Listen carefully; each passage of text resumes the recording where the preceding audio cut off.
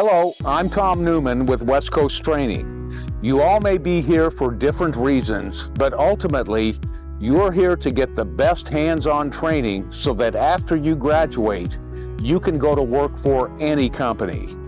In this video, we'll go through the West Coast Training safety basics of operating heavy equipment. Different employers may have different safety policies. Regardless, we want you to remember that whether you're training here or you're on a job, every day Safety day! Safety day! Safety day! is safety day.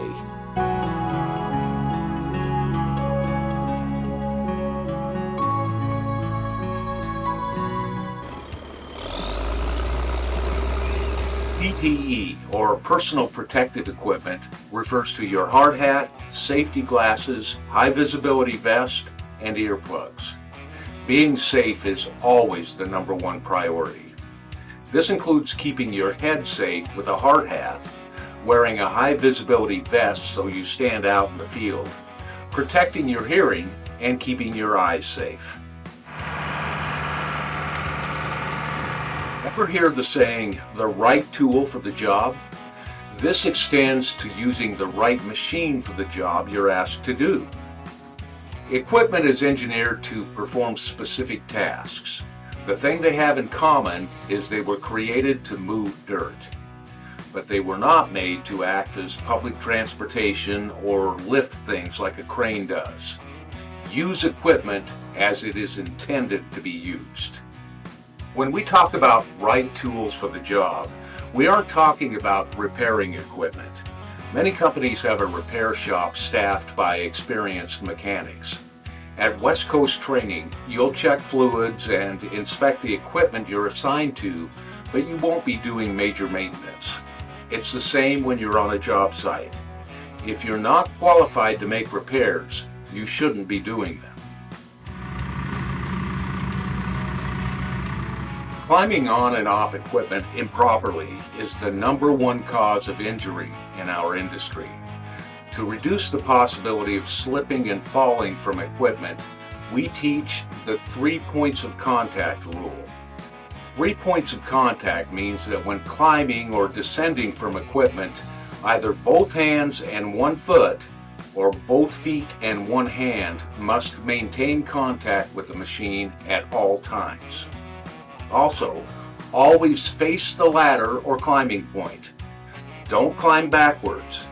And if you're holding something you want to take on the equipment with you, set it down on the equipment, climb up, then pick the item up. Not doing this risks a fall. At West Coast Training, we teach safe operation of 9 types of heavy equipment. Bulldozer, skid steer, front loader, haul truck, motor grader, roller, backhoe, excavator, and scraper. When you graduate, you will know how to operate each machine properly and with good safety habits. If you're not trained on a piece of equipment, or if you're being asked to do something that is unsafe, you have to say no.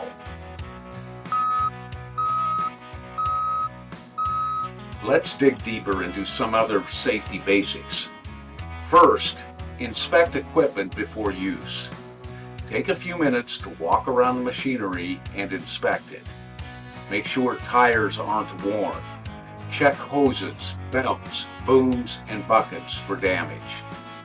Make sure any attachments are locked into place. Check oil, hydraulic fluid, and any other fluids before starting up the machine. Make sure your lights, horn, and backup alarms work. Never operate a piece of equipment that's damaged or doesn't work as it should. Look for damaged or lockout tags.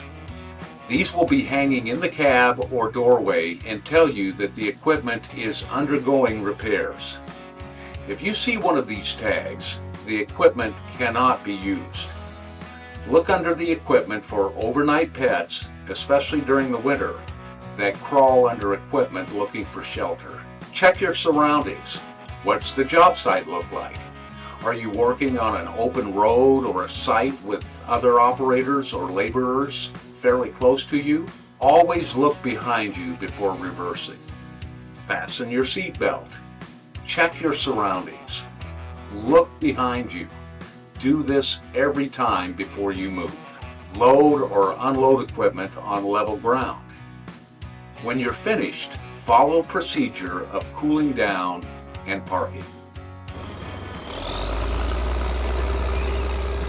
In business, time translates directly into money. A dollar amount can be placed on every minute of your workday, and there's always going to be pressure to get the job done quicker. Knowing that, who doesn't want to be ahead of schedule or find easier ways of doing things? These things have to be discussed with a supervisor before you give them a try. What you suggest as a way of getting something done quicker may have been tried before and proved unsafe. And you may not just be putting yourself in danger, but your coworkers as well. You can develop a false sense of security because nothing bad has ever happened to you. This can lead to taking unnecessary risks. You might not realize you're taking shortcuts. It's another reason why we talk about developing good safety habits.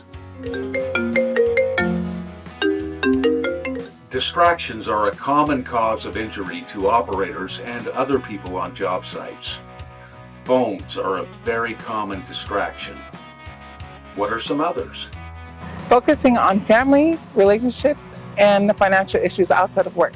Trying to rush through your work, lack of sleep, medications that induce sleep, for example, allergy meds, or too much partying. Hangover and drinking. Some operators still come to work under the influence of drugs or alcohol. Don't do it. If you have an accident while operating, the first thing your employer will do is send you for a drug test. If you are found to be impaired, you could be legally liable.